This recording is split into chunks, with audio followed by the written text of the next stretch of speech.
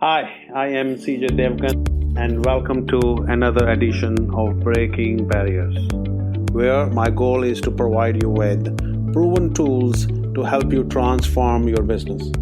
We are living in times where business, as usual, is not sustainable. Because new disruptors are arriving every day, therefore, you too must reinvent and break barriers that are holding you back. If you are struggling to grow your business, check out my website at cjdevgan.com and learn about my consulting and coaching services, and let's talk. In the last episode, we spoke about the benefits of new farm laws introduced by the government. In this episode, I will discuss the challenges and why there is so much anger in the ranks of the farmers. We have all experienced how hard it is to change. Farmers are used to APMC. They feel secure with MSP programs in place. We all know how agriculture prices are subject to volatility. They are afraid to be at the mercy of private corporate houses that are 1,000 times bigger than them. I support giving people choices, but they need to be ready and understand how to effectively take advantage of them. For your users to accept change, they need to be engaged and their concerns, valid or fictitious, need to be addressed. We cannot import best practices from the developed nations because, unlike farmers in the Western Hemisphere, where an average farm is 800 acres, an average Indian farmer cultivates a farm under 2 acres. And the sad part is that a majority of Indian farmers are poor, hardly middle or high school graduate, and barely have enough resources to survive one season. Because of these factors, their appetite for change is low. There is a saying, one in hand, two in bushes. Farmers are happy with the devil they know versus devil lurking in the woods.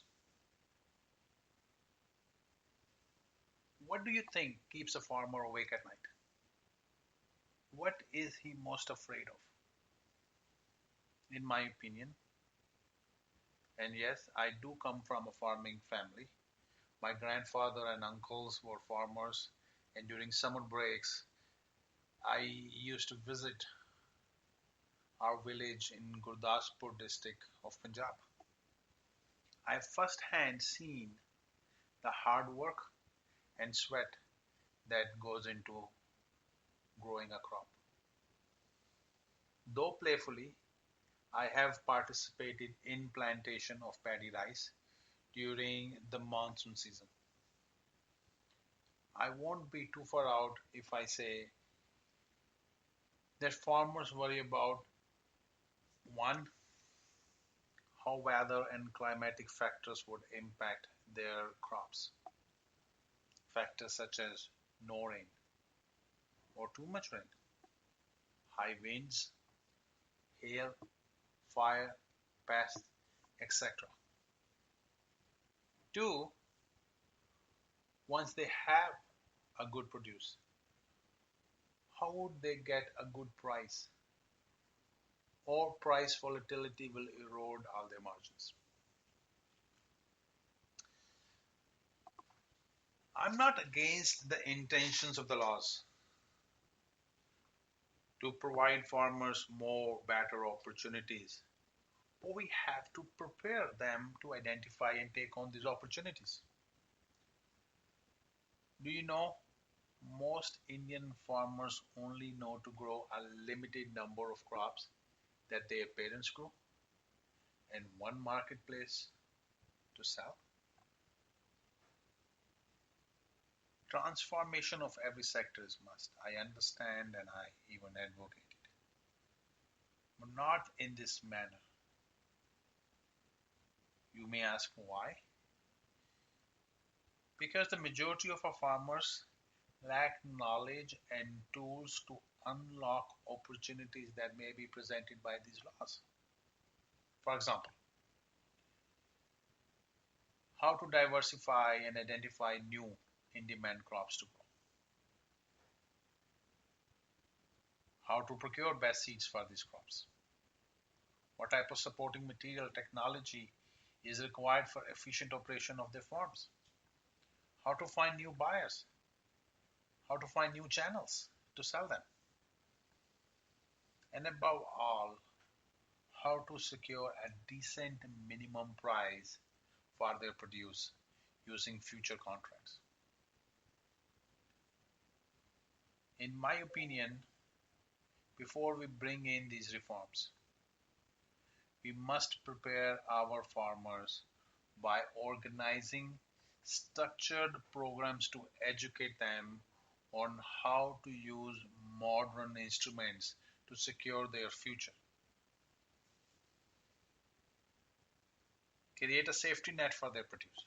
A farmer must be guaranteed a unit price for their crop before even a single seed is put into their farmland. Find a way to protect them from natural disasters by providing state-sponsored agricultural insurance. Develop and then share best practices and techniques to increase productivity.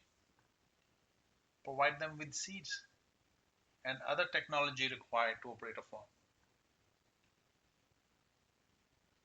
Give them access to cheap credit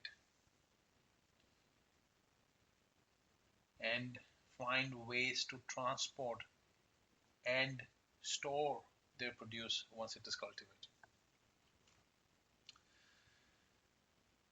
How we achieve this has to be thought through by experts. I'm no expert in this field.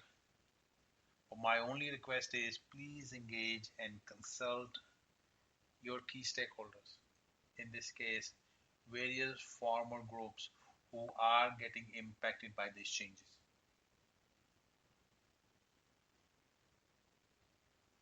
Now, do we establish cooperatives which provides support to farmers with an oversight from state and local agencies?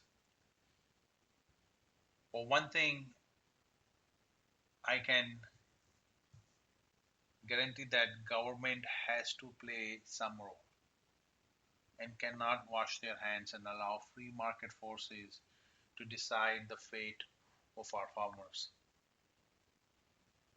Because as much as I support free market economic theories to grow one's income, experience has shown us that to compete in free market and especially against big corporate houses, one needs to be educated, financially sound, and above all, there ought to be guardrails in forms of regulations to ensure a fair playing field for weaker players in the game. In conclusion, I am in favor of deregulations, but at the same time, we have to protect our farmers against the detrimental impact of price volatility. We, we need to slow the pace of change by taking baby steps before we introduce farmers to market forces or remove subsidies completely. Farmers are already facing slow growth and are buried under debt, forcing many to take their lives.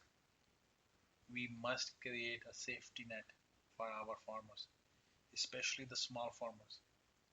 We have to provide our farmers a good standard of living, which is only possible if we remove uncertainties from factors like climate changes or price volatility. A low income threatens not only the viability of a small farmer, but also brings human suffering and catastrophe in form of migration to cities. A topic for another day. That is it for today. Thank you for listening.